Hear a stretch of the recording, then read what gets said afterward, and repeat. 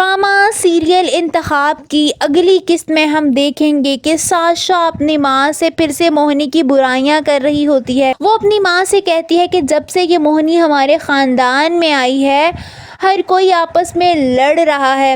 وہ کہتی ہے کہ خاندان میں جتنی بھی لڑائیاں ہو رہی ہیں سب کی ذمہ دار موہنی ہی ہے۔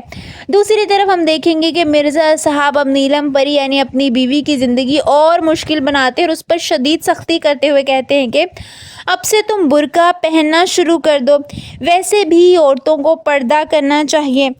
وہ تو یہ بات بہت مشکل سے سہ جاتی ہے مگر ان کے جانے کے بعد نیلم پری کو شدید غصہ آتا ہے اور وہ غصے سے طنز مارتے ہوئے خود سے کہتی ہے کہ برقعے کی جگہ تمہیں کفن پہناؤں گی مرزا، تجھے میں ایسا مزہ چکھاؤں گی کہ میرا نام بھی نیلم پری نہیں۔ یعنی وہ اپنے ہی شوہر کے سخت خلاف ہوتی ہے اور کسی نہ کسی طرح یہ جان چھڑوانا چاہتی ہے، مگر جان چھڑوانے سے پہلے وہ مرزا صاحب کی ساری دولت ہتھیانا چاہتی ہے۔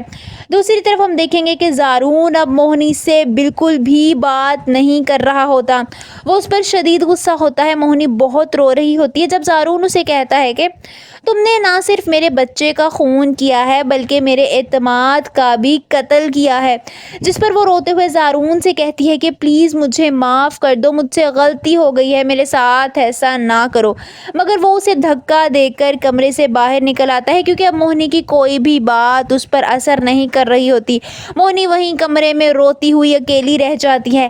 وہیں زارون کی ماں موہنی کی ماں کو بلاتی ہے اور کہتی ہے کہ ہم مزید اب آپ کی بیٹی کو یہاں نہیں رکھ سکتے، زارون اسے جلد ہی طلاق دے رہا ہے۔ یہ سن کر تو موہنی کی والدہ پریشان ہو جاتی ہیں کہ موہنی کو طلاق ہونے والی ہے۔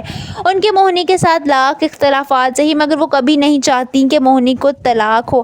آپ سب کو کیا لگتا ہے، کیا زارون واقعی موہنی کو طلاق دے دے گا؟ کمنٹس میں اپنی رائے کا اظہار ضرور